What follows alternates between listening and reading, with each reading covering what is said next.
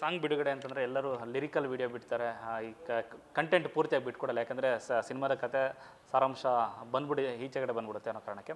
So ನೀವು complete video song ಬಿಡೋ ಕಾರಣ ಏನಾಗಿತ್ತಂತ?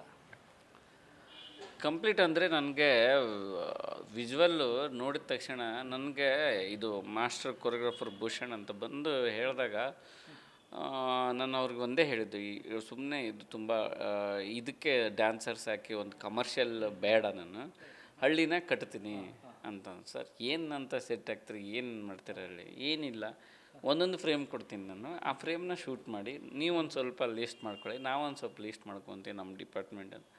ಹಳ್ಳಿದೇ ಲೀಸ್ಟ್ ಮಾಡೋದು ಸಾಂಗೋಸ್ಕರನೇ ಕ್ರಿಯೇಟ್ ಮಾಡಿರೋ ಹೌದು. ಎಲ್ಲವೂ ಒಂದೊಂದು ಫ್ರೇಮು, ಒಂದೊಂದು ಲೈನಿಗೆ ಒಂದೊಂದು ಲೊಕೇಶನ್ ನಾವು ಕ್ರಿಯೇಟ್ ಮಾಡಿದ್ದೆ ಎಲ್ಲ.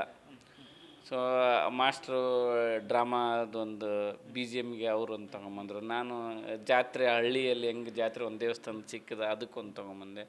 ನಮ್ಮ ಹುಡುಗರು ಈ ಕಣಗಳೆಲ್ಲ ಮಾಡ್ತಾರಲ್ಲ ಸರ್, ಅದ್ರದ್ದು ಒಂದು, ಇನ್ನೊಬ್ಬರು ಹಟ್ ಅಂತ, ನಮ್ಮ ಎಲ್ಲರೂ ಒಂದು ಲೀಸ್ಟ್ ಮಾಡಿದ್ವಿ ಹಳ್ಳಿದೇ ಏನೇನು ಮಾಡ್ಬೋದು ಅಂತ. ಸೊ ಅದನ್ನೇ ಒಂದೊಂದು ಲೈನಿಗೆ ಸೆಟ್ ಹಾಕ್ಕೊಂಡು ಇಷ್ಟು 2 ಲೈನಿಗೆ costume change, location change, costume change, ಒಂದು 5 ದಿನ ಮಾಡಿದ್ವಿ. ಒಂದು ಎಕ್ಸ್ಟ್ರಾಡಿನರಿ ಅದ್ಭುತ. ಅಂದರೆ ಒಂದು ಸಾಂಗ್ ನೋಡಿದಾಗ ಒಂದು ಹಳ್ಳಿನೇ ಕ್ರಿಯೇಟ್ ಆಗಿತ್ತು ನಮಗೆ. ಸೊ ಇದು ಇಷ್ಟಪಡ್ತಾರೆ, ಯಾಕಂದರೆ ನಮ್ಮದು ಒಂದು ಹಳ್ಳಿ ಕತೆ.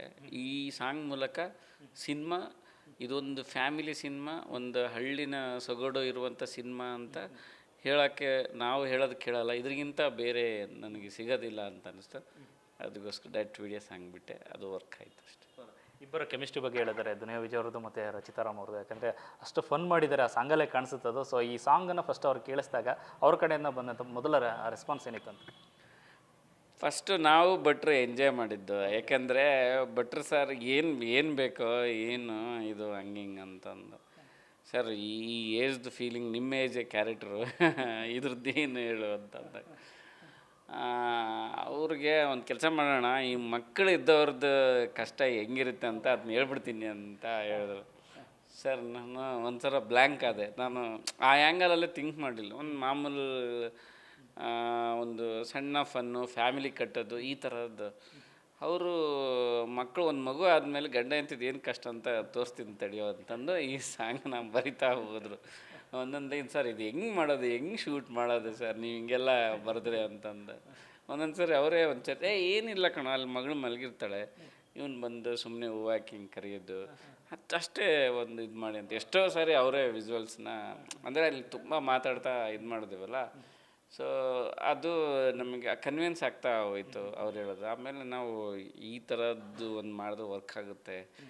ಅಂದರೆ ಈ ಏಜ್ದು ಒಂದು ಸಾಂಗ್ ಇಲ್ಲ, ಈ ಏಜಲ್ಲಿ ಗಂಡ ಎಂತ ಅಂದ ತಕ್ಷಣ ಒಬ್ರಿಗೊಬ್ಬರು ಹೊಗಳ್ಕೊಂಡು ಮಾಡೋದು ನಾವು ಕೇಳಿದ್ದೀವಿ. ನಿನಗೆ ನಾನೇ ಪ್ರಪಂಚ, ನನಗೆ ನಾನೇ, ಆ ಥರದ್ದು ತುಂಬ ಕೇಳಿದ್ವಿ. ಈ ಥರದ್ದು ಒಂದು ಮುಖ ಇರುತ್ತೆ, ಈ ಥರ ಒಂದು ಚೇಷ್ಟೆ ಇರುತ್ತೆ, ಈ ಥರದ್ದೊಂದು ಅನ್ಯೋನ್ಯತೆ ಇರುತ್ತೆ. ಸೊ ಅದು ಇರಲೇ ಇಲ್ಲಲ್ಲ. ಸೊ ಇದನ್ನು ನಾವು ಕಟ್ಟೋಣ ಅಂತ ಒಂದು ತೀರ್ಮಾನ ತಗೊಂಡಾಗ ಒಂದು ಪಲ್ಲವಿ ಒಂದು ಚರಣ ಅದೇ ಆ್ಯಂಗಲಲ್ಲಿ ಕಟ್ತಾ ಮಧ್ಯದಲ್ಲಿ ಒಂದು ಫಿಲಾಸಫಿ ಭಟ್ರದ್ದು ಒಂದು ಹೋಗಿ ಕೊನೆಗೆ ಒಂದು ಫನ್ ಮೂಲಕ ಎಂಡ್ ಆಗುತ್ತೆ. ಮೇ ಬಿ ಇದು ಕೂಡ ಮಿಡ್ ನೈಟಲ್ಲೇ ಬರ್ದಿರೋಂಥದ್ದು ಸಾಂಗು ಅಂತ, ಯಾಕಂದರೆ ಆಡಿಸಿರೋದಂತೂ ಮಿಡ್ ನೈಟು, ಮೇ ಬಿ ಇದು ಮಿಡ್ ನೈಟ್ ಆಗಿರುತ್ತೆ ಬರ್ದಿರೋದು ಅಂತ. ಇವಾಗ ಸರ್ ಯಾವಾಗಲೂ ಮಿಡ್ ನೈಟೇ ಬರೋದು, ರಾತ್ರಿನೇ ಬರೋಕ್ಕೆ ಕೇಳೋದು ಆಫೀಸಿಗೆ. ಮಿಡ್ ನೈಟ್ ಒಂದಿನದಲ್ಲಿ ಆಗಲಿಲ್ಲ ಇದು.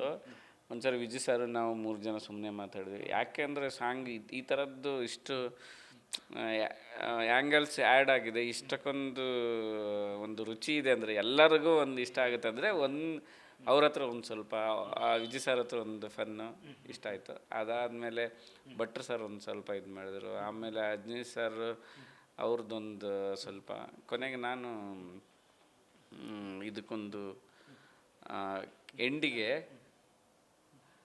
ಎಂಡಿಗೆ ಒಂದು ರುಚಿ, ಎಂಡಿಗೆ ಒಂದು ಫಿಲಾಸಫಿ ಇರಲಿ ಸರ್. ಅವರು ಒಂದೇ ಚರಣ ಸಾಕು ಕಣೋ, ಇದರಲ್ಲೇ ಮುಗಿಸ್ಬಿಡೋಣ, ಚೆನ್ನಾಗಿರುತ್ತೆ, ಇವತ್ತು ಯಾರು ಸಾಂಗನ್ನು ಲೆಂತ್ ನೋಡಲ್ಲ ಅಂತ ಭಟ್ರು ಹೀಗೆ ಹೇಳಿದ್ರು.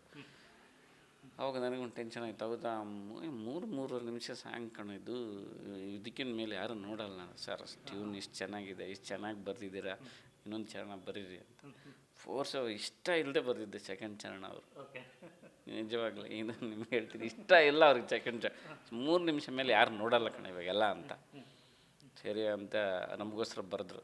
ಅದು ತುಂಬ ಇಷ್ಟ ಆಯ್ತು. ಅದು ನೀ ಕೇಳೋ ಮಾವ 100 ಮಕ್ಕಳನ್ನ ಎತ್ತಿ ಕೊಡುವೆ, ಅವ್ನು ಬಡವ ಆದರೂ ಏನು ನಾನು ಅಕ್ಕಿ ಬೇಳೆ ತಂದು ನೋಡ್ಕೋತೀನಿ ಅನ್ನೋದು ಒಂಥರ ರತ್ನ ಪ್ರಪಂಚದಲ್ಲಿ ರತ್ನ ಈ ಸಾಂಗ್ ಕೇಳ್ದಂಗೆ ಆಗ್ಬಿಡ್ತು. ನನಗೆ ಖುಷಿ ಆಗ್ಬಿಡ್ತು. ಅಂದರೆ ಒಂದು ಟೆಂಪ್ರವರಿ ಅದು ಬರೆದು ನೋಡಿ ಅಂದಿದ್ದು ನಾವೇ ಸೀರಿಯಸ್ ಆದ್ವಿ. ಇವು ಒಳ್ಳೊಳ್ಳೆ ಲೈನ್ಸ್ ಇದೆ ಅಲ್ವಾ, ಶೂಟ್ ಮಾಡೋಣ ಆಮೇಲೆ ನೋಡೋಣ. ಬಟ್ ಶೂಟು ಅದ್ಭುತವಾಗಿ ಬಂದ್ಬಿಡ್ತು. ಸರಿ ಓಕೆ ಇಡೋಣ. ಆ ಸ್ಟಾರ್ಟಿಂಗ್ ಒಂದು ಫನ್ ಇಟ್ಟಿವಿ. ಟೋಟಲ್ 5 ಮಿನಿಟ್ಸ್ ಆಯ್ತು. ಅದು 3-3.5 ಅಂದ್ರೆ ಇನ್ನೊಂದು ಸಾಂಗ್ ಅಷ್ಟೇ ಈಕ್ವಲ್ ಆಯಿತು. ಇನ್ಯಾರು ನೋಡ್ತಾರ ಈ ಕಾಲದಲ್ಲಿ ಅನ್ನೋದು ನಮ್ಗೊಂದು ಟೆನ್ಷನ್ ಇತ್ತು. ಏನೋ ಧೈರ್ಯ ಒರಿಜಿನಲ್ ಆಗಿ ಒಂದು ಹಾನೆಸ್ಟಿಯಿಂದ ಮಾಡಿದ್ದು ಏನೋ ವರ್ಕ್ ಆಗುತ್ತೆ ಅಂತ, ಅದು ವರ್ಕ್ ಆಯ್ತು ಅಷ್ಟೇ.